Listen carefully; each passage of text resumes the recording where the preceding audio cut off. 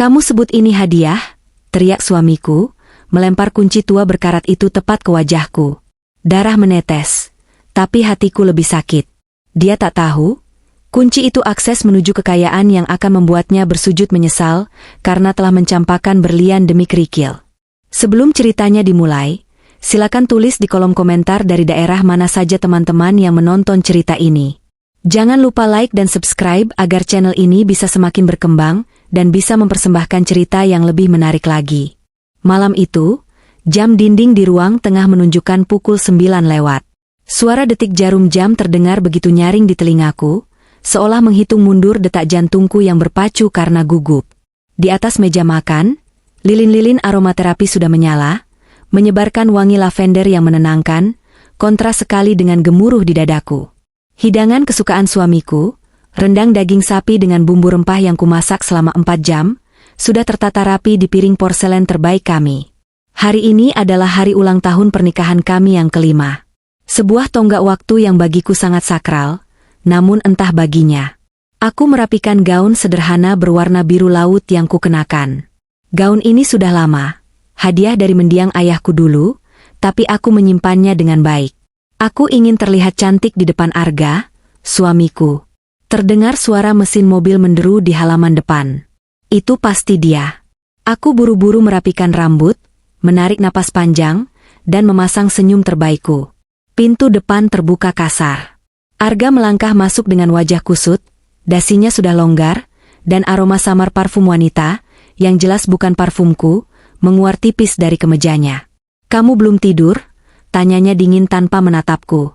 Dia melempar tas kerjanya ke sofa begitu saja. "Selamat ulang tahun pernikahan yang ke-5, Mas," sapaku lembut, mencoba mengabaikan nada ketusnya. Aku melangkah mendekat, hendak meraih tangannya untuk dicium, kebiasaan yang selalu diajarkan ibu padaku. Arga menarik tangannya cepat, seolah jijik disentuh olehku. "Minggir, Citra. Aku capek. Seharian di kantor mengurus proyek besar, kepalaku mau pecah. Jangan tambah beban pikiranku dengan perayaan konyol seperti ini." Dadaku terasa nyeri, tapi aku menahannya. Aku sudah terbiasa dengan penolakan-penolakan kecil seperti ini setahun terakhir. Tapi malam ini berbeda. Aku punya sesuatu yang penting. "Mas, sebentar saja. Makan malamnya bisa nanti kalau Mas lelah. Tapi aku punya hadiah untuk Mas. Ini sangat penting." Aku mengambil sebuah kotak bludru kecil berwarna merah marun dari saku gaunku. Kotak itu terlihat tua, sedikit berdebu meski sudah kubersihkan, tapi isinya adalah nyawaku. Arga berhenti melangkah. Matanya melirik kotak itu. Ada kilat ketertarikan di sana. Mungkin dia berpikir isinya adalah jam tangan mewah, atau kunci mobil baru yang sering dia singgung belakangan ini. "Apa itu?" tanyanya, nadanya sedikit melunak tapi tetap angkuh. "Bukalah," kataku sambil menyodorkan kotak itu dengan tangan gemetar. Arga menyambar kotak itu dari tanganku. Dengan gerakan kasar, dia membuka tutupnya. Senyum tipis yang sempat muncul di bibirnya seketika lenyap. Wajahnya berubah merah padam. Matanya membelalak, bukan karena takjub, tapi karena amarah yang meledak. Di dalam kotak itu, tergeletak sebuah kunci besi tua yang sudah berkarat di beberapa bagian. Bentuknya kuno, tidak estetik sama sekali, dan terlihat seperti sampah besi loak. "Apa-apaan ini?" desisnya rendah, tapi mengerikan. "Itu kunci, Mas. Kunci yang..." "Kamu sebut ini hadiah?" teriak suamiku tiba-tiba, suaranya menggelegar memenuhi ruangan hingga membuat kaca jendela bergetar. Belum sempat aku menyelesaikan kalimatku, tangan Arga melayang. Dia tidak menampar, tapi dia melempar kotak beserta kunci besi berat itu sekuat tenaga ke arahku. Aku tidak sempat menghindar. Benda keras itu menghantam pelipis kiriku dengan telak. "Au!" Aku menjerit tertahan, memegangi kepalaku. Rasa panas dan perih langsung menjalar. Ketika kulihat telapak tanganku, ada darah segar yang mengalir. Kunci itu jatuh berdentang di lantai marmer yang dingin. "Kamu pikir aku pemulung? Hah?" Arga melangkah maju, menunjuk-nunjuk wajahku dengan telunjuknya. "Aku kerja banting tulang dari pagi sampai pagi, memberikan kamu atap untuk berteduh, memberi makan perutmu itu, dan di hari ulang tahun pernikahan, Kamu memberiku sampah karatan ini? Kamu mau menghinaku, Citra? Kamu mau bilang kalau aku cuma pantas dapat barang rongsokan? Air mataku tumpah, bercampur dengan darah yang meleleh di pipi. Bukan begitu, Mas. Dengarkan aku dulu. Kunci itu. Diam, bentaknya lagi. Aku muak mendengar alasanmu. Dasar istri tidak berguna. Sudah miskin, tidak punya modal, sekarang malah menghina suami. Harusnya kamu berkaca. Lihat Bella, istri teman kerjaku. Dia memberikan suaminya jam Rolex, memberikan dukungan modal usaha. Sedangkan kamu, cuma bisa masak rendang yang bikin kolesterolku naik dan memberiku sampah besi. Pintu kamar tamu terbuka. Bu Winda, ibu mertuaku yang sejak sebulan lalu menumpang di rumah kami, keluar dengan wajah masam. Dia pasti terbangun karena teriakan Arga. Bukannya menolongku yang sedang berdarah, dia malah berkacak pinggang menatapku sinis. Ada apa ini ribut-ribut malam-malam? Arga, kenapa kamu teriak-teriak? Tanya Bu Winda, lalu matanya tertuju pada kunci di lantai dan darah di wajahku. Dia tidak tampak kaget atau kasihan. Lihat istri pilihan ibu ini, adu Arga, seolah dia korban di sini. Aku capek pulang kerja, dia malah memberiku kado sampah besi karatan. Dia pikir aku mainan. Bu Winda mendecih, menatapku dari ujung kaki sampai ujung kepala dengan tatapan merendahkan yang sudah menjadi makananku sehari-hari. Ya ampun, Citra. Kamu itu sudah numpang hidup. Embok ya tahu diri sedikit. Kalau tidak punya uang untuk beli kado bagus, ya tidak usah sok-sokan kasih kado. Malu-maluin keluarga saja. Arga itu manajer, masa dikasih besi karatan. Kamu mau nyantet suami kamu? Bu, ini bukan besi biasa. Ini amanat dari almarhum bapakku. Suaraku bergetar, mencoba membela diri di tengah rasa pusing yang mulai menyerang. Halah, bapakmu yang bangkrut itu, potong Bu Winda cepat. Sudahlah, Arga. Jangan ladeni perempuan ini. Bikin darah tinggi saja. Mending kamu istirahat. Biar dia bereskan kekacauan ini. Lihat tuh, darahnya netes ke lantai mahal. Nanti nodanya susah hilang. Citra, pel itu sampai bersih. Arga mendengus kasar, lalu menendang kaki meja makan hingga piring-piring bergetar. Dengar kata ibu, bersihkan itu, dan buang sampah itu jauh-jauh dari pandanganku. Kalau besok aku masih melihat kunci busuk itu, kamu yang aku buang dari rumah ini. Arga berbalik badan, melenggang pergi menuju kamar tidur kami, meninggalkan aku yang masih mematung dengan rasa sakit yang luar biasa. Bu Winda menyusul anaknya sambil mengomel tentang betapa sialnya mereka punya menantu sepertiku. Pintu kamar dibanting keras. Hening. Hanya suara isak tangisku yang terdengar lirih. Aku jatuh terduduk di lantai, tepat di samping kunci tua itu. Tanganku yang gemetar memungut kunci tersebut. Besi dingin itu terasa berat di tanganku, kini ternoda oleh bercak darahku sendiri. Arga benar-benar tidak tahu. Dia benar-benar buta oleh kesombongan. Dia pikir dia adalah raja di istana ini, padahal istana ini berdiri di atas tanah yang dibeli oleh ayahku. Dia pikir dia sukses karena keringatnya sendiri, padahal koneksi ayahkulah yang memberinya jalan. Dan kunci ini bukan sekadar kunci. Ini adalah kunci brankas utama di Cempaka Group, perusahaan raksasa yang selama ini dia bangga-banggakan sebagai tempat kerjanya. Brankas yang berisi surat pemindahan kekuasaan penuh, sertifikat saham mayoritas, dan aset likuid yang nilainya ratusan miliar rupiah. Ayahku mewasiatkan agar aku menyerahkannya tepat di tahun kelima pernikahan kami, sebagai ujian apakah Arga layak mendampingiku memimpin kerajaan bisnis itu. Malam ini, Arga telah gagal dalam ujian itu.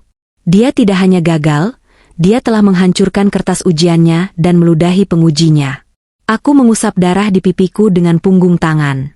Rasa perih itu berubah menjadi sesuatu yang lain. Sesuatu yang dingin dan keras di dalam dadaku. Aku berhenti menangis.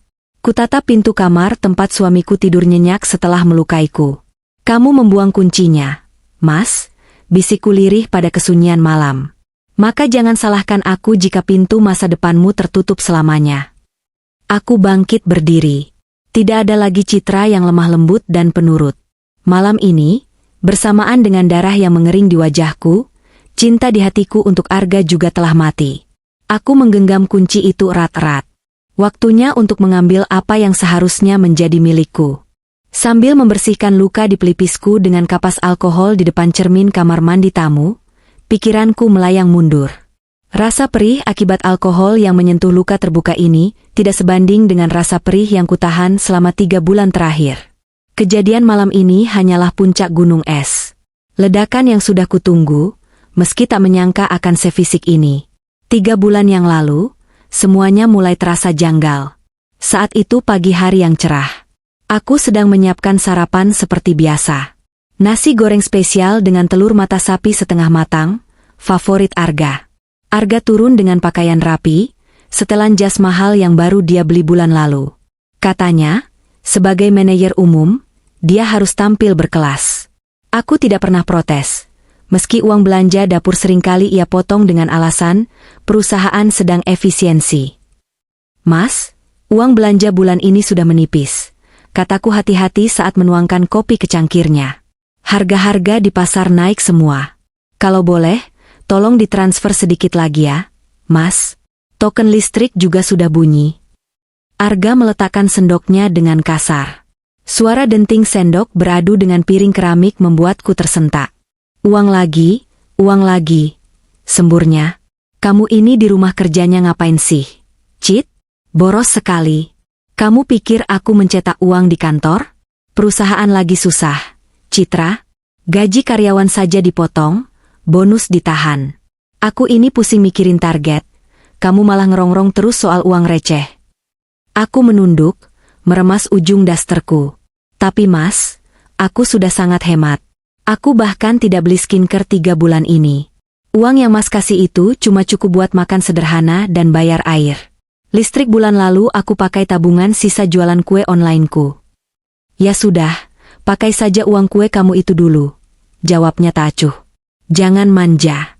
Istri itu harusnya bantu suami, meringankan beban, bukan malah jadi beban. Kamu harusnya bersyukur aku masih kasih kamu makan dan tempat tinggal. Lihat di luar sana, banyak istri yang harus kerja jadi buruh cuci karena suaminya di PHK. Aku masih menjabat manajer, kamu harusnya sujud syukur." Kata-kata itu menancap di hati. Tapi seperti biasa, aku mengalah. "Iya, Mas. Maaf." Arga berangkat kerja tanpa pamit, tanpa mencium keningku. Meninggalkan aku dengan rasa bersalah yang ditanamkannya. Hari itu, aku memutuskan untuk membongkar celana panjang yang kemarin ia pakai, hendak mencucinya. Saat merogoh saku celana bahan berwarna abu-abu itu, tanganku menyentuh secari kertas yang sudah lecek karena tertekan. Aku mengeluarkannya, berniat membuangnya karena mengira itu hanya sampah tisu atau struk parkir. Tapi mataku menangkap logo sebuah kompleks apartemen mewah di Jakarta Selatan, The Emerald Residence. Penasaran, aku membuka lipatan kertas itu. Itu adalah struk pembayaran angsuran pertama down payment, DP, untuk 1 unit apartemen tipe 2 kamar tidur. Angkanya membuat mataku terbelalak. 150 juta rupiah. Tanggal transaksinya? 2 hari yang lalu. 2 hari yang lalu, saat dia bilang perusahaan sedang susah. 2 hari yang lalu, saat dia bilang tidak punya uang untuk token listrik rumah kami. Jantungku berdegup kencang. Tanganku gemetar memegang bukti itu. Nama pembeli yang tertera di sana adalah Arga Pratama. Tapi, ada tulisan tangan di pojok kertas dengan tinta biru, tulisan tangan Arga yang sangat aku kenal, "Untuk masa depan kita, sayang." Siapa, sayang, ini? Tidak mungkin aku. Dia bahkan tidak mau membelikan aku daster baru seharga 50.000 di pasar malam. Rasa curiga yang selama ini kutepis kini, meledak menjadi fakta yang menyakitkan. Aku tidak langsung melabraknya. Ayah selalu mengajarkanku untuk tenang sebelum bertindak. Siang harinya, aku nekat pergi ke bank tempat Arga biasa bertransaksi. Sebagai istri sah, dan karena dulu rekening itu dibuka atas referensi ayahku, aku masih memiliki akses untuk meminta cetak rekening koran buku tabungan bersama kami yang sudah lama tidak ia perlihatkan padaku. Di bank, customer service menatapku iba saat aku melihat deretan angka di kertas itu. Mutasi rekening itu menceritakan kisah yang jauh berbeda dari keluhan Arga. Gaji bulanannya utuh, Bahkan ada bonus triwulanan yang masuk bulan lalu. Jumlahnya puluhan juta.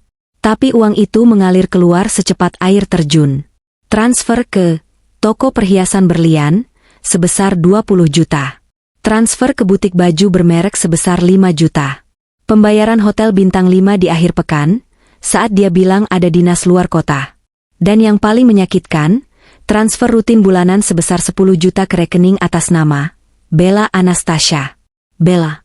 Nama itu tidak asing. Dia adalah mantan rekan kerja Arga yang dulu sering Arga ceritakan sebagai karyawan magang yang lamban.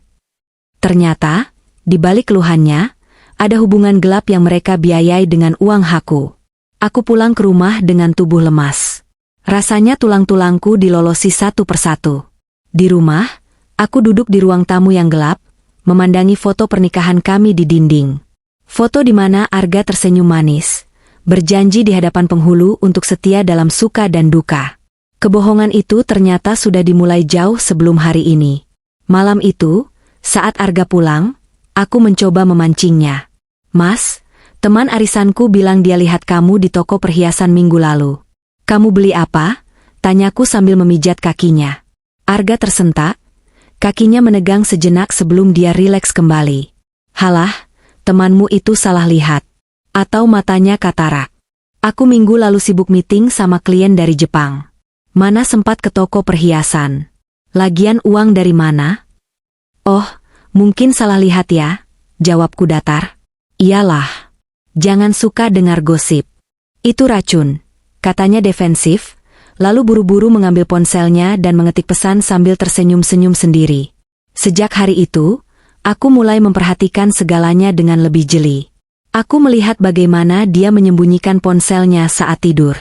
Aku mencium aroma parfum wanita yang berbeda-beda di kemejanya.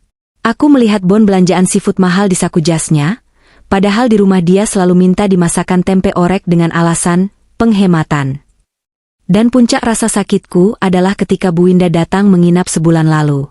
Arga berkata di depan ibunya, "Bu, maaf ya kamar tamunya panas, AC-nya rusak belum sempat diperbaiki karena belum ada dana. Citra juga boros banget sih, jadi uangnya habis terus." Bu Winda langsung menatapku tajam, "Kamu itu istri macam apa? Suami kerja keras, kamu malah menghambur-hamburkan uang. Kasihan anakku." Saat itu aku ingin berteriak. Aku ingin melemparkan bukti rekening koran itu ke wajah mereka. Bahwa akulah yang menutupi kekurangan uang belanja dengan sisa tabunganku. Bahwa akulah yang membayar biaya obat Bu Winda bulan lalu diam-diam. Bahwa Argalah yang menghabiskan uang ratusan juta untuk perempuan lain sementara ibunya sendiri kepanasan di kamar tamu. Tapi aku menahannya. Aku diam karena aku menunggu hari ini. Hari ulang tahun pernikahan kelima. Hari di mana wasiat ayahku akan aktif. Aku berpikir, mungkin jika aku memberikan kunci itu dan menjelaskan isinya, Arga akan sadar. Mungkin dia akan melihat ketulusanku dan kembali. Mungkin dia hanya tersesat sesaat. Aku, dengan bodohnya, masih memiliki secercah harapan bahwa suami yang dulu kucintai masih ada di sana. Namun, lemparan kunci malam ini telah menjawab segalanya. Harapan itu palsu. Arga bukan tersesat, dia memang busuk dari akarnya. Dia tidak hanya mengkhianatiku secara finansial dan emosional, dia juga telah menginjak-injak harga diriku sebagai manusia. Di depan cermin kamar mandi, aku menatap pantulan wajahku yang terluka. Plester luka menutupi sobekan di pelipis. Tapi mataku tidak lagi sayu. Ada api yang menyala di sana. Cukup, Citra, gumamku pada diri sendiri. Cukup jadi istri bodoh yang penurut. Kamu bukan parasit seperti kata mereka. Kamu adalah pemilik panggung tempat mereka berakting sombong selama ini. Aku keluar dari kamar mandi, berjalan menuju ruang kerja Arga yang tidak terkunci. Dia sedang tidur, mendengkur keras, merasa aman dalam kebohongannya. Aku menyalakan lampu meja kerjanya yang redup. Mulai malam ini, aku tidak akan lagi mencari bukti perselingkuhannya. Aku sudah punya cukup bukti. Sekarang, aku akan mencari senjata untuk mematikan langkahnya. Aku akan mencari celah di mana dia paling lemah, dan aku akan menusuknya tepat di sana. Tanganku mulai membuka laci-laci meja kerjanya, satu persatu. Hingga di laci terbawah, Di bawah tumpukan majalah otomotif, aku menemukan sebuah amplop coklat dengan stempel Confidential, Internal Audit Cempaka Group. Senyum tipis dan dingin terukir di bibirku. Permainan baru saja dimulai, suamiku sayang. Malam semakin larut, dan keheningan di ruang kerja Arga terasa mencekam, seolah dinding-dinding ruangan ini pun menahan napas menyaksikan apa yang sedang kulakukan. Lampu meja yang redup menciptakan bayangan panjang yang menakutkan di sudut ruangan. Tanganku gemetar bukan karena dinginnya AC yang menyala di suhu 18 derajat, melainkan karena adrenalin yang membanjiri tubuhku. Di tanganku, amplop coklat berstempel Confidential, itu terasa panas, seakan membakar kulit telapak tanganku. Perlahan, aku membuka lilitan benang merah yang menyegel amplop itu. Suara kertas yang sobek terdengar begitu nyaring di telingaku, beradu dengan suara dengkuran Arga yang terdengar samar dari kamar sebelah. Jantungku berdegup kencang, takut dia tiba-tiba terbangun dan menemukanku di sini. Tapi rasa ingin tahuku jauh lebih besar daripada rasa takutku. Aku menarik keluar lembaran kertas di dalamnya. Ada 3 lembar dokumen dengan kop surat resmi perusahaan, Cempaka Group, perusahaan yang didirikan oleh ayahku, perusahaan tempat suamiku bekerja dan merasa berkuasa. Mataku menyusuri baris demi baris kalimat formal yang tertera di sana. Semakin jauh aku membaca, semakin lebar mataku membelalak. Napasku tercekat di tenggorokan. Surat peringatan terakhir, SP3, dan pemberitahuan audit investigasi. Judul surat itu saja sudah cukup membuat lututku lemas. Aku menarik kursi kerja Arga, kursi kulit mahal yang dia beli seharga 10 juta bulan lalu dengan alasan kenyamanan eksekutif, dan menjatuhkan tubuhku di sana. Aku membaca ulang paragraf pertama dengan teliti, memastikan mataku tidak salah tangkap. Berdasarkan temuan tim audit internal pada tanggal 15 bulan ini, Saudara Arga Pratama diduga kuat telah melakukan manipulasi laporan keuangan, markup, pada proyek pengadaan vendor logistik sebesar 2.500.000.000 rupiah, 2.500.000.000 rupiah. Saudara diberikan waktu 14 hari kerja untuk mengembalikan dana tersebut atau memberikan bukti sanggahan yang valid. Jika tidak, perusahaan akan menempuh jalur hukum pidana dan melakukan pemecatan secara tidak hormat. 2 miliar. Suamiku mencuri 2 miliar rupiah dari perusahaan ayahku. Aku menutup mulutku dengan tangan, menahan pekikan kaget yang hampir lolos. Jadi, selama ini gaya hidup mewahnya, mobil barunya, jam tangan, dan apartemen untuk Bella, semua itu bukan hasil bonus atau prestasi. Itu adalah uang curian. Uang haram yang dia ambil dengan cara menipu. Pantas saja dia selalu gelisah setiap kali ada telepon dari kantor di luar jam kerja. Pantas saja dia selalu marah jika aku bertanya soal pekerjaan. Dia hidup di atas bom waktu. Aku membalik lembaran berikutnya. Ini lebih mengerikan. Ada lampiran bukti percakapan email yang dicetak, menunjukkan Arga ditekan oleh pihak ketiga. Mataku menangkap sebuah nama yang sering muncul di berita kriminal, situs judi online internasional. Di lembar ketiga, terdapat catatan tangan Arga yang ditulis dengan pena tinta merah. Tulisannya berantakan seperti orang yang sedang panik. Jatuh tempo tanggal 30. Harus bayar 500 juta ke bandar, atau mereka akan datangi rumah ibu. Cari pinjaman di mana lagi? Sertifikat rumah sudah di bank. BPKB mobil sudah digadai. Sialan. Aku ternganga. Tubuhku merinding sekujur badan. Arga bukan hanya koruptor, dia juga pecandu judi. Dia terlilit utang judi online yang nilainya ratusan juta, dan para penagih itu mengincar rumah Bu Indah, mertuaku yang sombong itu. Arga benar-benar sudah gali lubang tutup lubang, dan lubangnya kini sudah terlalu dalam untuk dia panjat keluar. Dia berada di ujung tanduk. Dia butuh uang tunai dalam jumlah besar, dan dia butuh itu segera. Tiba-tiba, sebuah pemikiran melintas di kepakaku, menyambar seperti kilat yang menerangi malam gelap. Kunci tua itu. Kunci yang baru saja dia lempar ke wajahku hingga berdarah. Kunci yang dia sebut sampah besi karatan. Kunci itu adalah akses menuju brankas pribadi ayahku di kantor pusat. Di dalam brankas itu, selain dokumen kepemilikan perusahaan, terdapat aset likuid berupa emas batangan dan obligasi tanpa nama yang nilainya lebih dari cukup untuk menutupi semua lubang yang digali Arga. Jika Arga menerima hadiahku tadi, jika dia sedikit saja menghargaiku dan mau mendengarkan penjelasanku tentang apa isi kotak itu, masalah hidupnya akan selesai malam ini juga. Dia akan selamat dari penjara. Dia akan selamat dari penagih utang judi. Dia bahkan bisa menjadi pemimpin sah perusahaan tanpa perlu mencuri. Tapi dia membuangnya. Dia melempar satu-satunya pelampung penyelamat saat dia sedang tenggelam, dan malah memukul orang yang memberikannya. Ironi ini begitu kental hingga rasanya pahit di lidahku. Aku ingin tertawa, tapi yang keluar adalah air mata. Bukan air mata sedih, tapi air mata menertawakan kebodohan laki-laki yang selama ini menganggapku bodoh. Dia merasa dirinya raja, padahal dia hanyalah pengemis yang sedang menyamar mengenakan jubah curian. Di tengah lamunanku, ponselku yang tergeletak di saku daster bergetar. Aku tersentak, buru-buru melihat layarnya. Pukul 1 dini hari. Siapa yang menelepon jam segini? Nama, Pak Damar, tertera di layar. Pengacara kepercayaan ayahku, satu-satunya orang yang tahu identitasku yang sebenarnya. Aku segera mengangkatnya, berbisik pelan agar tidak terdengar keluar ruangan. Halo, Pak Damar. Selamat malam, Nona Citra. Atau haruskah saya ucapkan selamat pagi? Suara berat dan wibawa Pak Damar terdengar di seberang sana. Maaf saya menghubungi selarut ini.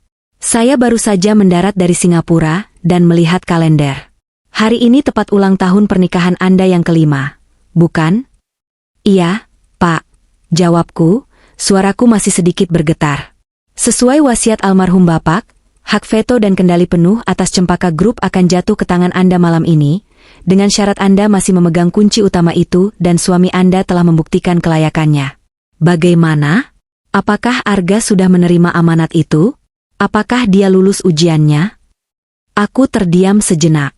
Mataku menatap nanar pada amplop coklat berisi aib suamiku di atas meja. Lalu tanganku meraba plester luka di pelipisku yang masih terasa denyut nyerinya. Dia tidak lulus, Pak, jawabku dingin. Dia melempar kunci itu ke wajahku. Dia menyebutnya sampah. Hening sejenak di seberang sana. Lalu terdengar helaan napas panjang dari Pak Damar, seolah dia sudah menduga hal ini akan terjadi. Saya turut prihatin mendengarnya, Nona. Bapak Anda dulu selalu khawatir Arga bukan orang yang tepat, tapi beliau ingin Anda melihatnya sendiri. Sepertinya firasat beliau benar. Lebih dari itu, Pak, lanjutku, keberanian mulai tumbuh di hatiku. Saya menemukan bukti bahwa dia menggelapkan uang perusahaan dan terlilit utang judi. Dia sedang dalam masa SP3. Ah, tikus itu ternyata sudah mulai menggerogoti lumbung. Suara Pak Damar berubah tajam. Kalau begitu, Nona Citra, bola sekarang ada di tangan Anda. Wasiat Bapak mengatakan, jika Arga gagal, maka Anda harus mengambil alih kemudi sendirian. Anda adalah pemilik tunggal Cempaka Group mulai detik ini. Apa perintah Anda?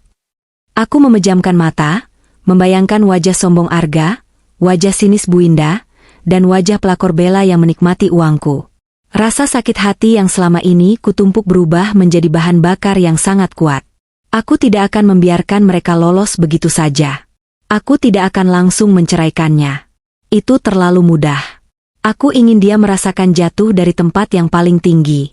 Pak Damar, panggilku tegas. Siapkan semua berkas pengambil alihan. Tapi jangan umumkan dulu. Biarkan dia merasa aman beberapa hari ini. Arga berencana mengadakan gala dinner lusa untuk mengumumkan promosi palsunya. Saya ingin kita hadir di sana. Mengerti, Nona? Saya akan siapkan panggung yang meriah untuknya. Oh ya, amankan kunci itu. Itu senjata Anda. Kunci itu sudah ada di tangan saya, Pak. Dan kali ini, saya yang akan memutuskan pintu mana yang akan dibuka dan pintu mana yang akan dikunci selamanya. Baik. Besok pagi jam 9 saya tunggu di kantor firma hukum saya. Kita urus legalitasnya. Selamat istirahat, Nona Presdir. Sambungan telepon terputus. Aku meletakkan ponsel di meja. Nona Presdir. Sebutan itu terasa asing, tapi juga memberdayakan. Aku merapikan kembali dokumen-dokumen aib Arga, memasukkannya ke dalam amplop, dan mengembalikannya ke posisi semula di laci paling bawah. Persis seperti sedia kala, seolah tidak pernah disentuh. Aku melangkah keluar dari ruang kerja Arga dengan langkah ringan. Luka di kepalaku masih sakit, tapi hatiku tidak lagi berdarah. Aku sudah menemukan senjata yang akan kugunakan. Bukan hanya bukti korupsinya, tapi juga kelemahannya yang paling fatal, kesombongannya sendiri. Dia pikir aku lemah. Dia pikir aku tidak tahu apa-apa. Biarlah dia berpikir begitu sedikit lebih lama. Karena semakin tinggi dia mendongakkan kepala, semakin fatal lehernya akan patah saat aku menjatuhkannya nanti. Matahari pagi menembus celah gorden kamar tidur, menyilaukan mataku yang baru terpejam 2 jam. Aku terbangun dengan rasa kaku di sekujur tubuh. Hal pertama yang kusadari adalah rasa nyeri yang menusuk di pelipis kiri. Saat aku menyentuhnya, plester luka itu terasa kasar. Kejadian semalam langsung berputar kembali di kepalaku seperti kaset rusak. Lemparan kunci, bentakan, darah, dan penemuan dokumen di ruang kerja. Aku menoleh ke samping. Sisi kasur di sebelahku sudah kosong.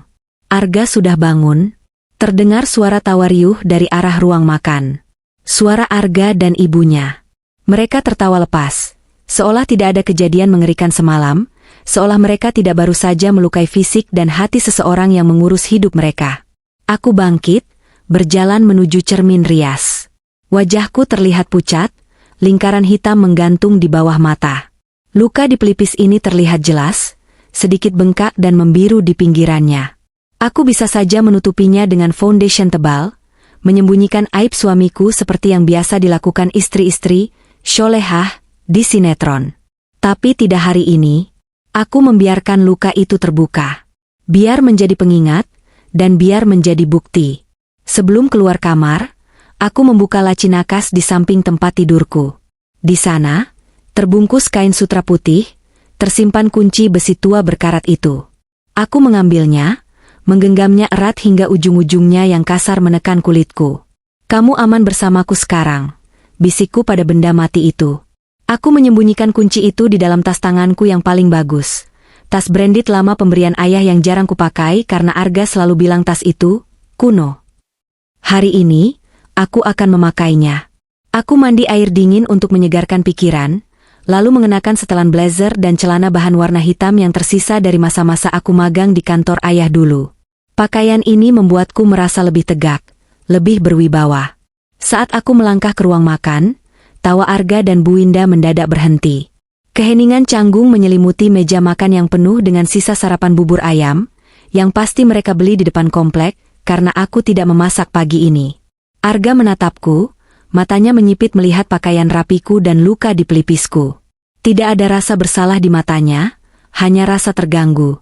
Mau kemana kamu rapi-rapi begitu? Tanyanya ketus sambil menyuap kerupuk. Dan kenapa tidak masak? Ibu lapar sampai harus beli bubur pinggir jalan yang micinnya banyak itu. Iya tuh, Citra, sambar Bu Winda dengan mulut penuh. Kamu ini istri macam apa? Sudah bangun siang, tidak masak, malah dandan kayak mau kondangan. Lihat tuh mukamu, plesteran begitu. Jangan dipamer-pamerin ke tetangga ya, nanti dikira Arga KDRT. Padahal kan kamu yang ceroboh tidak bisa tangkap barang. Darahku mendidih mendengar fitnah itu. Ceroboh tidak bisa tangkap barang. Katanya, Arga melemparnya sekuat tenaga. Tapi aku menahan diri. Aku menarik kursi dan duduk dengan tenang, menatap mereka berdua dengan tatapan yang sulit mereka artikan. Aku mau keluar sebentar. Mas, ada urusan? Jawabku datar. Urusan apa? Kamu kan pengangguran? Cibir Arga. Mau habisin uang lagi? Oh ya, kartu kredit tambahan yang kamu pegang itu, jangan dipakai dulu. Limitnya mau aku pakai buat keperluan urgent. Keperluan urgent? Maksudnya untuk membayar bunga utang judi atau membelikan Bella tas baru? Aku tersenyum tipis. Tenang saja, Mas. Aku tidak akan pakai uangmu sepeser pun hari ini. Arga mendengus, tampak tidak peduli. Dia melihat jam tangannya, lalu buru-buru berdiri. Ya sudah, aku berangkat. Jangan lupa nanti malam setrika jas abu-abu aku. Lusa ada gala dinner kantor. Aku akan diumumkan naik jabatan jadi direktur operasional. Kamu tidak usah ikut. Nanti bikin malu penampilanmu yang kampungan itu. Aku ajak ibu saja. Bu Winda bersorak kegirangan. Wah, serius ga? Ibu diajak ke hotel mewah? Asyik. Biar sekalian pamer ke tante-tantemu di grup WhatsApp. Memang anak ibu ini paling hebat. Tidak kayak istrinya. Aku hanya diam, membiarkan mereka dalam euforia palsu itu. Dalam hati aku berkata, silakan bermimpi setinggi langit, Mas. Karena lusa, aku yang akan memotong sayapmu saat kamu sedang terbang. Setelah Arga dan mobilnya menghilang di balik gerbang, dan Bu Indah sibuk menonton infotainment di ruang tengah dengan volume maksimal, aku memesan taksi online. Tujuanku jelas, kantor hukum Damar Rekan di kawasan SCBD. Perjalanan memakan waktu 1 jam karena macetnya Jakarta. Sepanjang jalan, aku menyusun rencana di kepalaku. Aku tidak boleh gegabah. Arga licik, dia pandai memutarbalikan fakta. Aku butuh segalanya hitam di atas putih. Gedung pencakar langit tempat kantor Pak Damar berada tampak menjulang angkuh. Dulu, aku sering kesini menemani ayah. Sekarang, aku datang sebagai pemilik. Resepsionis langsung mengantarku ke ruang rapat VIP begitu aku menyebutkan namaku. Pak Damar sudah menunggu di sana. Pria parubaya dengan rambut memutih itu berdiri dan membungkuk hormat saat aku masuk. Sikapnya jauh berbeda dengan Arga yang menganggapku remah rengginang. Selamat pagi, Nona Citra. Silakan duduk, sapanya ramah. Di atas meja marmer panjang itu, sudah terhampar puluhan dokumen tebal. Langsung saja, Pak Damar, kataku tanpa basa-basi setelah duduk. Saya ingin tahu status aset-aset yang saat ini dikuasai Arga. Pak Damar mengangguk, lalu membuka sebuah map biru. Baik, rumah yang Anda tempati sekarang, sertifikatnya atas nama Anda, tapi Arga diam-diam menjaminkannya ke bank untuk pinjaman usaha fiktif 6 bulan lalu. Nilainya 3 miliar. Aku mengepalkan tangan. Rumah peninggalan orang tuaku pun dia gadai. Lalu, mobil Pajero Sport yang dia pakai, itu aset perusahaan atas nama inventaris direksi, tapi dia sudah menggadaikan BPKB-nya ke lintah darat, kemungkinan untuk judi. Apartemen yang ditinggali saudari Bella, statusnya sewa beli atas nama Arga, menggunakan dana yang dia tarik dari pos anggaran pemasaran. Bajingan, umpatku pelan. Betul, Nona. Secara hukum, dia sudah melakukan banyak tindak pidana, penggelapan, penipuan, dan pemalsuan dokumen. Kita bisa melaporkannya sekarang juga dan dia akan dijemput polisi sore ini. Jangan, potongku cepat. Itu terlalu cepat. Dia tidak akan menderita kalau cuma ditangkap begitu saja. Dia masih punya harga diri. Saya ingin menghancurkan harga dirinya dulu. Saya ingin dia merasa dunia ini kiamat sebelum dia masuk penjara. Aku menatap Pak Damar tajam. Lakukan hal ini, Pak. Pertama, bekukan semua akses keuangannya mulai besok pagi, tepat di hari gala dinner. Blokir kartu kredit korporat, kartu debit pribadi yang terafiliasi dengan gaji kantor. Semuanya. Buat dia tidak bisa membeli sebotol air mineral pun. Pak Damar mencatat dengan cepat. Siap, bisa diatur. Pihak bank sudah menunggu instruksi Anda sebagai pemilik manfaat utama. Kedua, lanjutku, siapkan surat PHK dan surat penyitaan aset. Saya ingin semua aset yang dia pakai, rumah, mobil, apartemen Bella, ditarik detik itu juga saat acara selesai. Biarkan dia pulang jalan kaki tanpa punya tempat berteduh. Sadis, komentar Pak Damar dengan senyum kagum. Tapi adil. Ketiga, saya butuh akses masuk ke gala dinner itu. Arga bilang saya tidak boleh ikut. Tapi sebagai pemilik perusahaan, saya berhak datang, kan? Tentu saja. Anda adalah tamu kehormatan utama. Owner Cempaka Group yang selama ini misterius.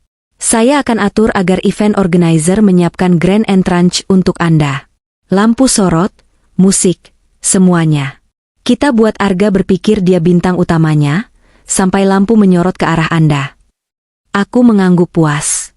Rasa sakit di kepalaku perlahan berganti menjadi rasa puas yang menjalar hangat.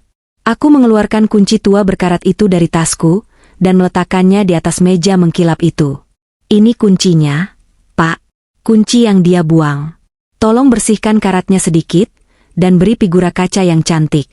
Saya ingin membawa ini ke atas panggung nanti. Saya ingin dia melihat dengan jelas apa yang dia lewatkan. Pak Damar menatap kunci itu dengan hormat. Akan saya laksanakan. Nona Citra, Satu pertanyaan. Apakah Anda yakin? Begitu kita melangkah, tidak ada jalan kembali. Keluarga ini akan hancur. Aku menatap lurus ke mata pengacara tua itu.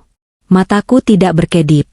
Bayangan Arga yang melempar kunci, bayangan dia mentransfer uang ke Bella, bayangan dia menghina almarhum ayahku. Keluarga ini sudah hancur sejak dia memilih mengkhianati janji sucinya. Pak, saya hanya membersihkan puing-puingnya agar tidak melukai kaki saya saat melangkah ke masa depan. Baiklah, Pak Damar menutup mapnya. Operasi pembersihan dimulai. Aku keluar dari gedung itu dengan perasaan yang sama sekali baru. Matahari Jakarta yang terik terasa hangat, bukan menyengat. Langit biru terlihat cerah.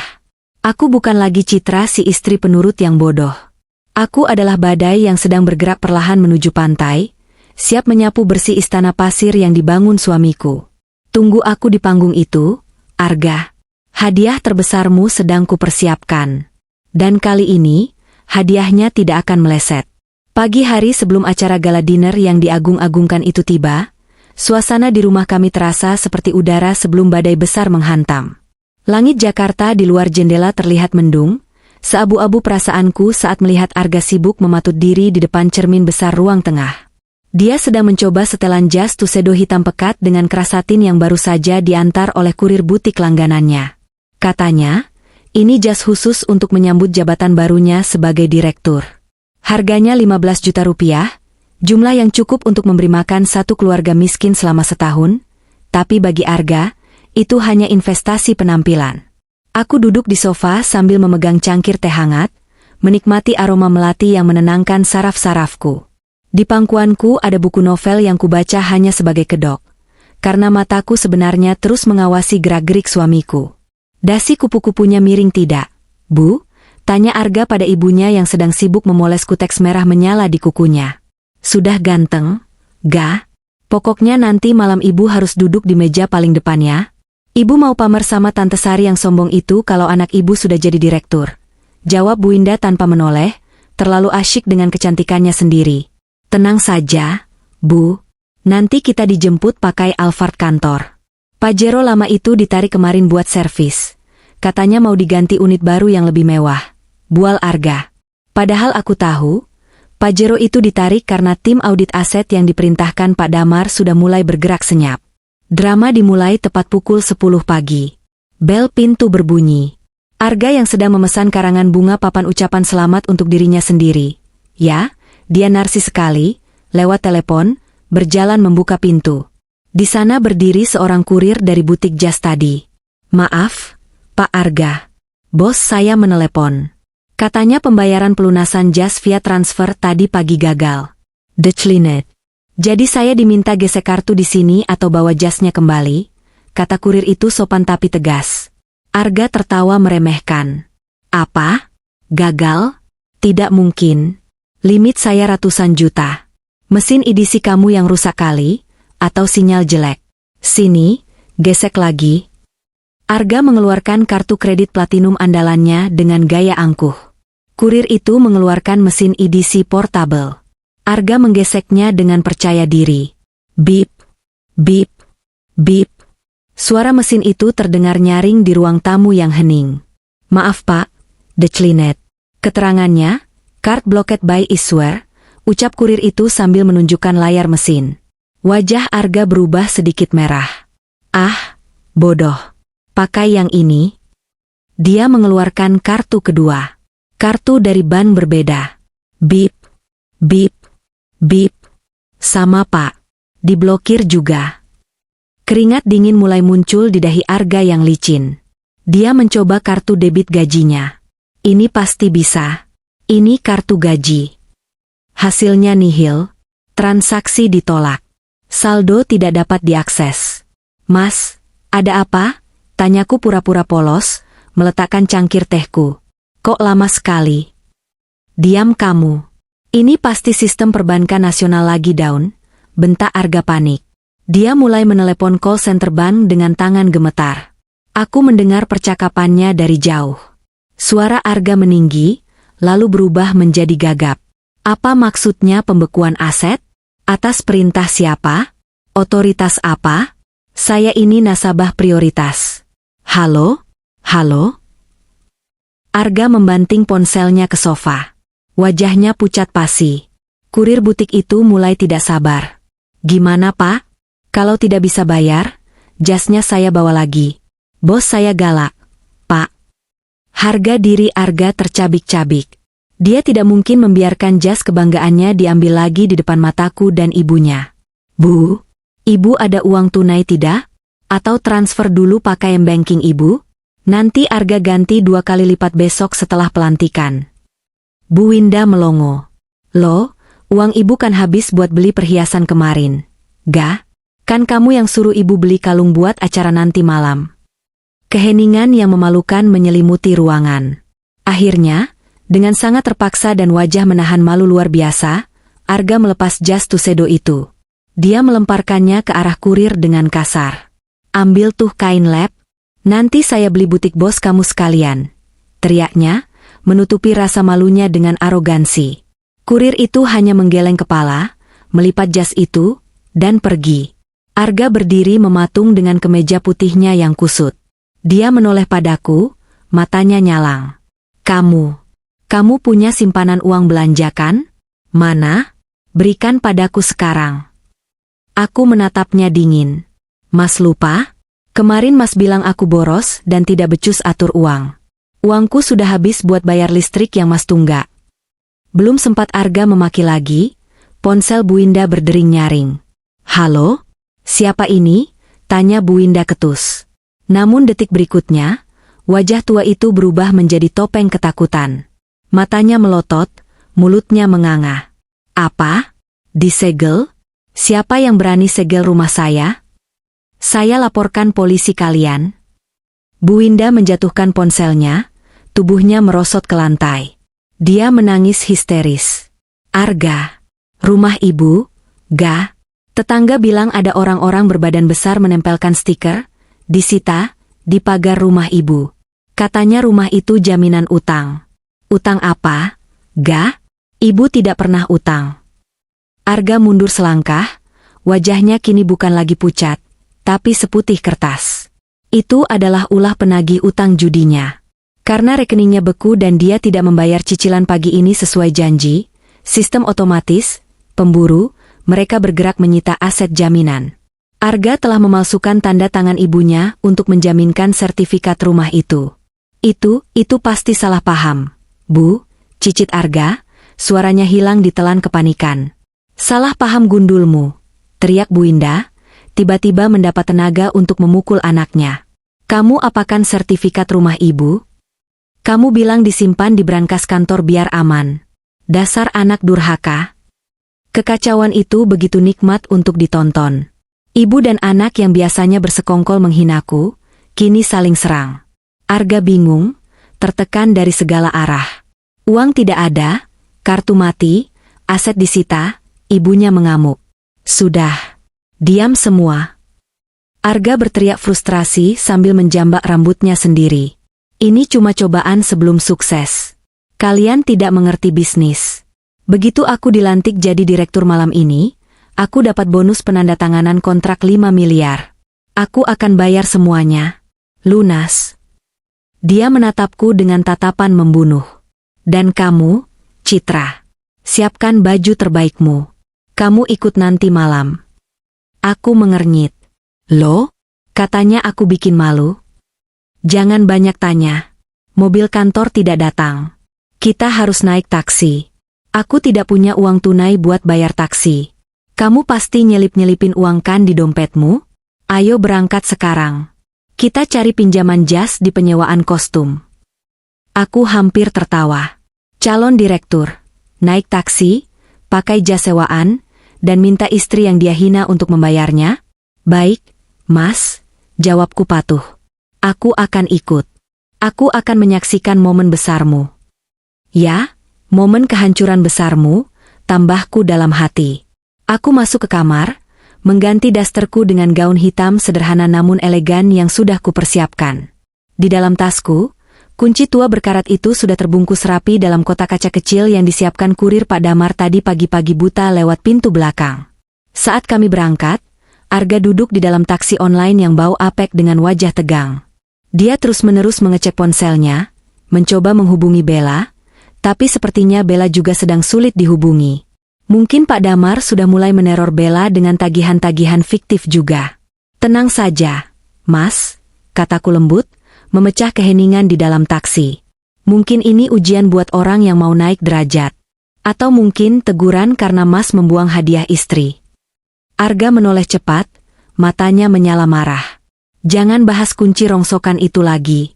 Kalau bukan karena kita lagi di jalan, sudah kutampar mulutmu. Aku tersenyum tipis, menatap jalanan Jakarta yang macet. Iya, Mas. Simpan tenagamu. Kamu akan butuh banyak tenaga untuk malam ini. Arga tidak tahu, di balik senyumku, aku sedang menghitung mundur waktu kematian karirnya.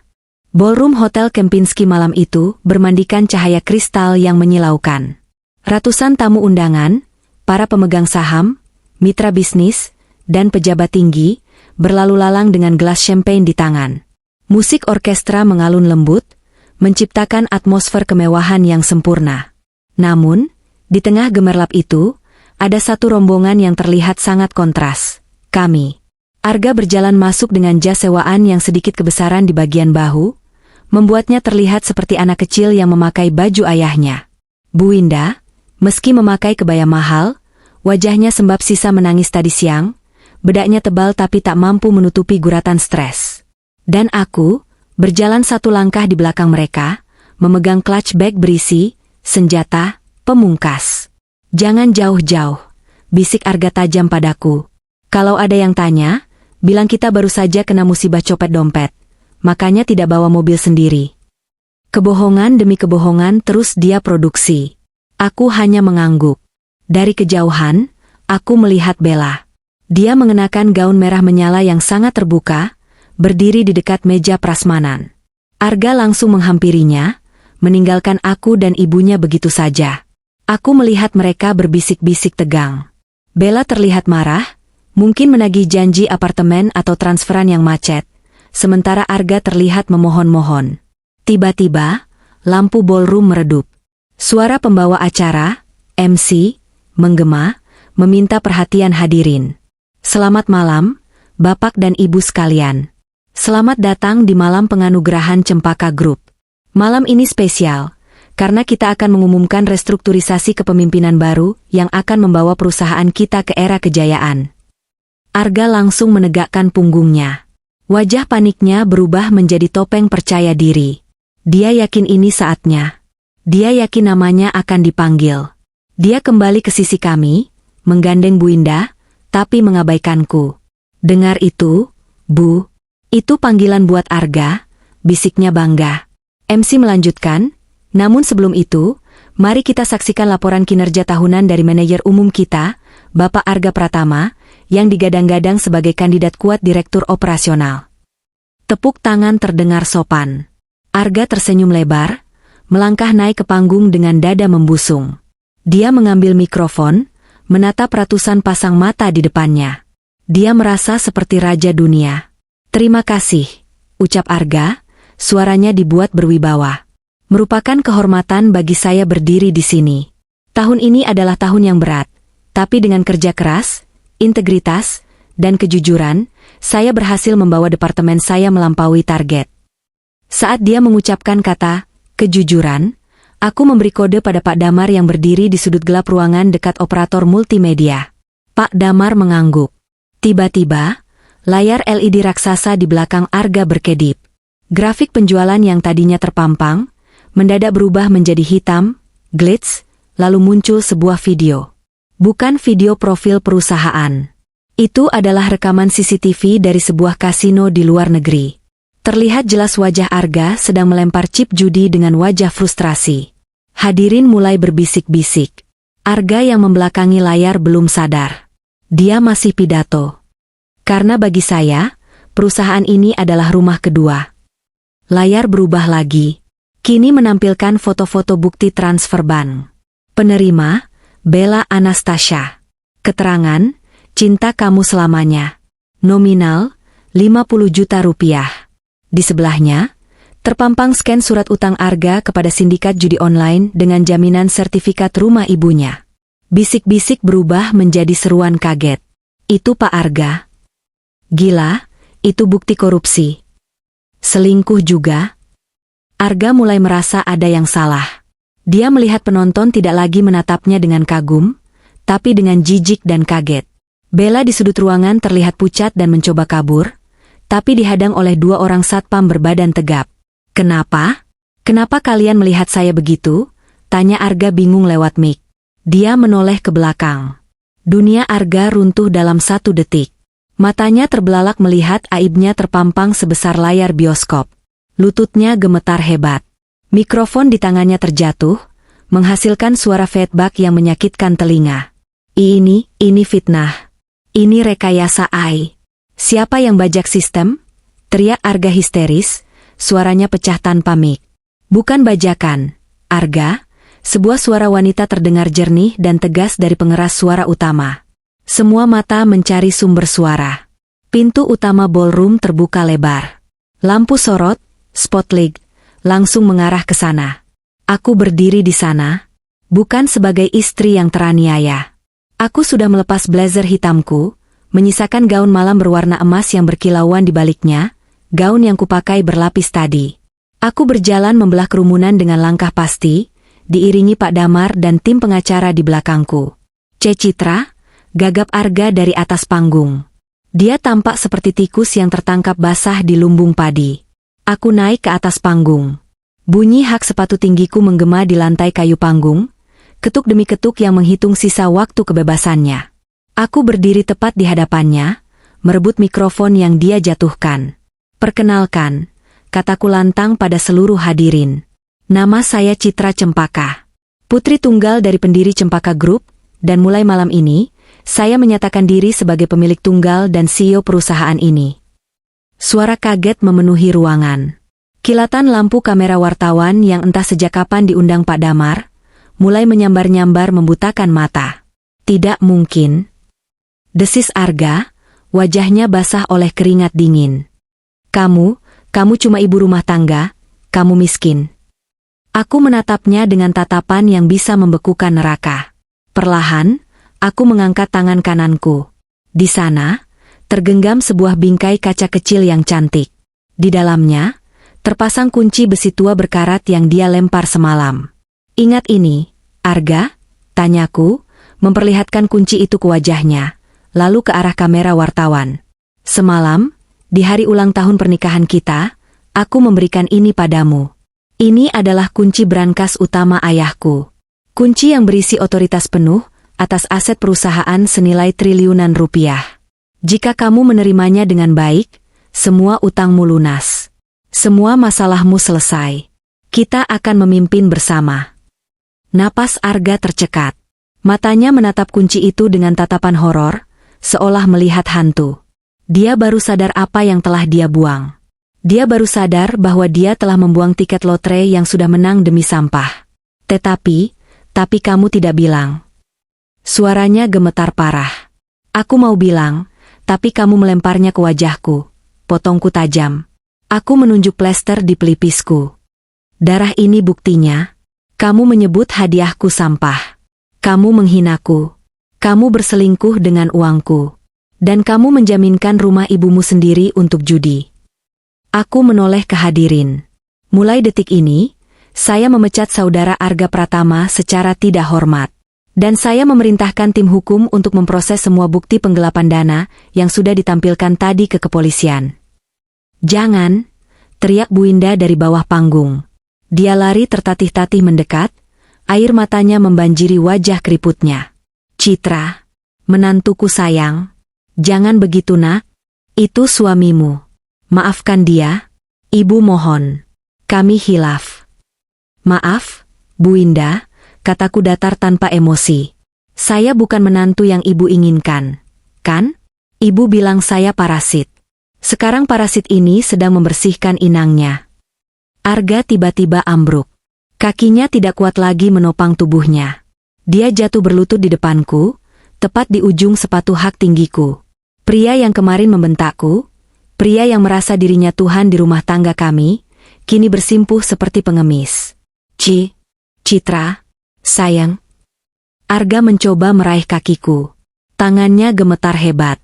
Air mata dan ingus bercampur di wajahnya yang menyedihkan. Maafkan aku bodoh. Aku janji akan berubah. Jangan penjarakan aku, tolong. Aku suamimu. Aku menatap puncak kepalanya dengan rasa jijik yang luar biasa. Dulu aku mencintai pria ini. Dulu aku rela mati demi dia. Tapi sekarang, melihatnya menangis karena takut miskin dan dipenjara, bukan karena menyesal menyakitiku, membuatku muak. Aku mundur selangkah, menghindari sentuhan tangannya yang kotor. Kamu bukan suamiku lagi, Arga, ucapku dingin, suaraku menggema di seluruh ruangan yang sunyi senyap. Suamiku sudah mati saat dia melempar kunci ini. Kamu hanyalah orang asing yang mencuri di rumahku. Aku menoleh ke arah kepala keamanan hotel. Pak Satpam, tolong amankan penyusup ini. Dan wanita berbaju merah di sana juga. Polisi sudah menunggu di lobi. Saat dua orang satpam menyeret Arga yang meronta-ronta dan berteriak memanggil namaku, aku hanya berdiri tegak memegang kunci tuaku. Tidak ada air mata. Yang ada hanya rasa lega yang luar biasa, seolah beban ribuan ton baru saja diangkat dari pundakku. Malam ini, Jakarta menjadi saksi. Sang istri yang dianggap debu, telah bangkit menjadi badai yang meratakan segalanya. Kekacauan di ballroom Hotel Kempinski hanyalah permulaan. Malam itu, di bawah sorotan lampu kilat kamera wartawan dan tatapan mencemooh ratusan kolega bisnis, Arga diseret keluar oleh petugas kepolisian. Ia meraung-raung seperti binatang terluka, memanggil namaku, memohon ampun, dan menyalahkan semua orang kecuali dirinya sendiri. Bella, si wanita berbaju merah yang tadinya begitu angkuh, kini menutupi wajahnya dengan tas tangan palsunya, mencoba menghindari kamera saat digiring polisi wanita karena dugaan keterlibatan dalam pencucian uang perusahaan. Namun, penghakiman yang sesungguhnya belum selesai. Panggung sandiwara Arga mungkin sudah runtuh di dunia korporat, tapi aku masih memiliki satu tugas lagi, membersihkan rumahku dari sisa-sisa parasit. Pukul 1 dini hari, iring-iringan mobil kami tiba di depan rumah. Bukan dengan taksi online butut seperti saat berangkat tadi, melainkan dengan mobil Alphard hitam milik perusahaan yang kini sah menjadi kendaraan operasionalku. Di belakang mobilku, ada 2 truk box dan sebuah mobil patroli polisi yang mengawal proses penyitaan aset. Arga tidak ada di sana, dia sedang menjalani pemeriksaan intensif di kantor polisi. Tapi Bu Indah ada. Dia dipulangkan lebih dulu oleh polisi karena histeris dan pingsan berulang kali. Saat aku turun dari mobil, aku melihat Bu Indah sedang duduk di teras rumah, masih mengenakan kebaya mahalnya yang kini kusut, menangis sesenggukan sambil memeluk tas mewahnya erat-erat. Lampu-lampu rumah tetangga mulai menyala. Suara sirine polisi dan deru truk membangunkan kompleks perumahan elit itu. Satu persatu, tetangga keluar dari pagar rumah mereka. Ada Bu RT yang selama ini sering dijulidi Bu Indah, ada Pak RW, dan tetangga-tetangga lain yang sering mendengar Arga membual tentang kekayaannya. Mereka berkumpul, berbisik-bisik, menonton drama nyata yang tersaji di depan mata. Selamat malam, Bu Indah. Sapaku dingin saat melangkah masuk ke halaman. Bu Winda mendongak. Matanya bengkak. Maskaranya luntur membuat wajahnya terlihat menyeramkan. Begitu melihatku, dia langsung berdiri dan menunjukku dengan jari gemetar. Kamu, istri durhaka. Kamu jebloskan suamimu ke penjara. Kamu hancurkan masa depan anakku. Dasar wanita ular. Teriaknya, suaranya parau. Masa depan anak ibu hancur karena keserakahan kalian sendiri. Jawabku tenang, tidak terprovokasi. Aku memberi isyarat pada petugas eksekusi penyitaan yang dibawa Pak Damar. Pak, silakan lakukan tugas Bapak. Kosongkan rumah ini dari barang-barang pribadi mereka. Ingat, aset perusahaan seperti furnitur, elektronik, dan kendaraan tidak boleh dibawa. Hanya pakaian dan barang pribadi. Siap, Bu Citra. Jawab ketua tim eksekusi. Para petugas mulai masuk ke dalam rumah. Bu Winda menjerit histeris, mencoba menghalangi pintu dengan tubuh rentanya. Jangan sentuh barang-barangku. Ini rumahku. Arga beli rumah ini buatku. Rumah ini dibeli pakai uang perusahaan, Bu. Uang ayah saya, potongku tajam. Dan Arga sudah menjaminkan sertifikatnya ke bandar judi. Mulai besok, rumah ini milik Bang, tapi malam ini, saya berbaik hati mengusir kalian lebih dulu sebelum debt collector yang datang. Bu Winda ternganga. Dia didorong pelan oleh petugas agar menyingkir. Dia berlari ke arahku, mencoba menjambak rambutku, tapi dengan sigap ditahan oleh satpam komplek yang kini berpihak padaku. Lepaskan aku. Citra, tolong ibu. Ibu mau tinggal di mana? Ibu sudah tua. Tega kamu membiarkan mertuamu menggelandang? Tiba-tiba nada bicaranya berubah drastis, dari memaki menjadi memelas. Dia bersimpuh di kakiku, mengotori gaun emasku dengan air mata buayanya. Aku menatap wanita tua itu. Dulu, aku sering memijat kakinya, memasakkan bubur saat dia sakit, dan mendengarkan celotehannya yang menghinaku. Tidak ada rasa kasihan sedikit pun yang tersisa di hatiku. Rasa iba itu sudah mati dibunuh oleh kata-kata kasarnya sendiri. Ibu ingat saat ibu bilang saya, numpang hidup? Saat ibu bilang saya harus tahu diri, tanyaku pelan tapi menusuk. Sekarang ibu yang harus tahu diri. Ibu punya keluarga besar kan? Saudara-saudara ibu yang sering ibu pameri di grup WhatsApp? Minta tolonglah pada mereka. Lihat apakah mereka mau menampung ibu setelah tahu anak ibu koruptor. Petugas mulai mengeluarkan barang-barang. Bukan dikemas rapi dalam koper, tapi dimasukkan asal-asalan ke dalam kantong plastik sampah hitam besar. Baju-baju Arga, baju-baju Bu Winda, sepatu-sepatu mereka, semua dilempar ke halaman rumput seperti sampah. Tetangga-tetangga mulai mendekat ke pagar. Aku mendengar bisik-bisik mereka. Syukurin, sombong banget sih orangnya. Ternyata korupsi toh, pantesan gayanya selangit. Kasihan Mbak Citra selama ini diam saja, ternyata singa tidur. Kehinaan itu terpampang nyata. Bu Winda yang gila hormat, kini dipermalukan di depan orang-orang yang paling ingin dia kagumi. Dia memunguti baju-bajunya yang berserakan di rumput sambil menangis meraung-raung. Ini tas Hermesku. Jangan dilempar. Teriaknya saat petugas melempar tas KW miliknya ke tumpukan plastik. Itu palsu, Bu. Sama palsunya dengan status sosial ibu, celetuku. Tiba-tiba, sebuah taksi berhenti di depan gerbang. Pintu terbuka, dan sosok Bella keluar. Dia terlihat kacau, rambut acak-acakan. Sepertinya dia dibebaskan sementara dengan jaminan, atau hanya diperiksa sebagai saksi dan diusir dari apartemennya malam itu juga. Dia datang ke sini mencari perlindungan, berpikir Arga masih berkuasa. Begitu melihat situasi rumah yang sedang dijarah petugas sita, Bella mematung. Bu Winda yang melihat Bella, langsung melampiaskan amarahnya. Dasar pelakor sialan. Bu Winda berlari menerjang Bella. Dia menjambak rambut panjang Bella dengan brutal. Gara-gara kamu anakku hancur. Kamu yang morotin uang Arga. Kamu yang minta apartemen. Balikin uang anakku. Aduh. Lepas, nenek gila. Bella membalas, mendorong Bu Winda hingga jatuh terguling ke aspal. Anakmu yang nipu aku. Dia bilang dia kaya, ternyata maling. Aku juga diusir dari apartemen. Aku rugi waktu sama dia. Tontonan itu sungguh menyedihkan. Mertua dan selingkuhan saling cakar-cakaran di tengah jalan, disaksikan satu komplek dan disorot lampu mobil polisi. Aku berdiri di teras, memandangi mereka seperti menonton sirkus. Cukup. Teriakku. Suaraku yang berwibawa menghentikan pergulatan mereka. Aku berjalan mendekat ke pagar. Petugas sudah selesai mengeluarkan semua barang pribadi mereka. Kunci rumah sudah diganti silindernya saat itu juga oleh tukang kunci yang kubawa.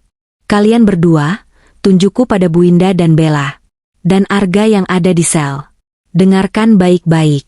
Ini adalah terakhir kalinya kalian menginjakan kaki di properti milik keluarga Cempaka. Semua akses keuangan sudah ditutup. Semua aset sudah disita. Aku melempar satu kantong plastik hitam terakhir ke arah mereka. Isinya adalah foto pernikahan kami yang bingkainya sudah kupecahkan. Bawa kenangan busuk ini. Pergi dari sini sekarang juga, atau aku minta polisi mengangkut kalian dengan tuduhan membuat keributan di malam hari. Bu Winda menatapku dengan tatapan kosong, akhirnya menyadari bahwa dia benar-benar kalah. Bella meludah ke tanah, menyambar tasnya, dan lari meninggalkan Bu Winda sendirian. Bu Winda tertatih-tatih memunguti kantong plastiknya, berjalan gontai menjauh dari rumah mewah yang dulu dia banggakan, diiringi sorakan, dari tetangga yang sudah muak padanya. Aku berbalik badan, menatap rumah yang kini kosong dan sunyi. Rumah ini saksi bisu penderitaanku. Tapi malam ini, rumah ini bersih. Aku menutup pintu gerbang yang tinggi itu, lalu mengeluarkan gembok besar baru. Klik. Suara gembok terkunci itu adalah suara paling merdu yang pernah kudengar. Itu bukan suara menutup pintu, tapi suara menutup masa lalu. Selesai, bisikku pada angin malam. Sudah selesai. 6 bulan kemudian. Langit Jakarta tampak cerah dari lantai 45 gedung Cempaka Tower. Di ruang kerjaku yang luas dan didominasi kaca, aku duduk di kursi kebesaran CEO, menandatangani tumpukan berkas persetujuan proyek ekspansi ke Singapura. Namaku, Citra Cempaka, kini bukan lagi sekadar nama di akta lahir, tapi sebuah merek dagang, brand, kepemimpinan wanita yang disegani di dunia bisnis nasional. Penampilanku jauh berubah. Rambutku kini kupotong pendek sebahu dengan gaya bob yang tegas, memberikan kesan segar dan dinamis. Tidak ada lagi daster kusam atau wajah lelah. Kulitku glowing terawat, dan tubuhku bugar karena rutin pilates, hobi lamaku yang dulu dilarang Arga karena buang-buang uang. Bu Citra, suara sekretarisku terdengar lewat interkom. Ada tamu dari lembaga pemasyarakatan yang membawa surat permohonan kunjungan. Aku menghentikan gerak penaku. Siapa? Tahanan atas nama Arga Pratama. Pengacaranya bilang ini permohonan terakhir sebelum dia dipindahkan ke Nusa Kambangan karena terlibat perkelahian dengan narapidana lain. Aku terdiam sejenak. Arga. Nama itu sudah jarang terlintas di benakku, kecuali saat aku melihat berita tentang vonis 8 tahun penjara yang dijatuhkan hakim 3 bulan lalu. Dia terbukti bersalah atas penggelapan dana, penipuan, dan pencucian uang. Siapkan mobil, jawabku akhirnya. Saya akan ke sana. Sekalian saya mau menutup buku sepenuhnya. Perjalanan ke rutan Salemba terasa singkat. Saat aku masuk ke ruang kunjungan VIP, fasilitas yang bisa kubayar, aku melihat sosok yang nyaris tidak kukenali. Pria yang duduk di balik kaca pembatas itu kurus kering. Rambutnya dicukur botak, wajahnya penuh bekas luka lebam, dan matanya cekung tanpa cahaya. Gigi depannya ada yang patah. Arga, si pria metroseksual yang dulu menangis kalau jasnya kena noda sedikit saja, kini tampak lebih tua 10 tahun dari usianya. Saat melihatku masuk, dia langsung menempelkan tangannya ke kaca. Matanya berkaca-kaca. Citra, kamu datang? Suaranya serak dan pecah lewat telepon interkom. Aku duduk dengan tenang, meletakkan tas Hermes asli, bukan KW seperti milik ibunya, di meja. Halo, Arga. Aku dengar kamu mau dipindahkan. Iya, Cit. Tolong aku. Arga mulai menangis. Di sini neraka, Cit. Aku dipukuli setiap hari karena aku tidak punya uang buat bayar uang keamanan ke kepala kamar. Makananku diambil. Aku disuruh nyuci celana dalam napi lain. Aku tidak kuat, Cit. Tolong cabut tuntutanmu. Atau setidaknya kirimi aku uang. Sedikit saja. Aku menatapnya datar.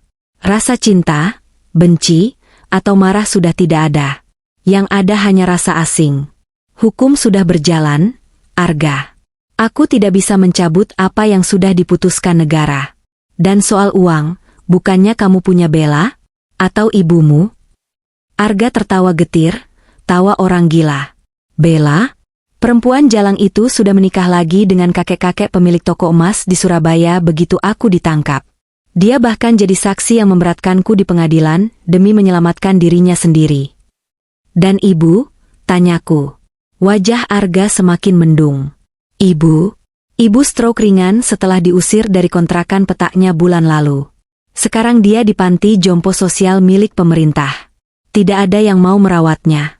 Tante-tante yang dulu dia pameri, semua memblokir nomornya. Citra, aku mohon kalau kamu masih punya hati, tolong ibu. Pindahkan dia ke tempat yang layak. Aku menghela napas panjang.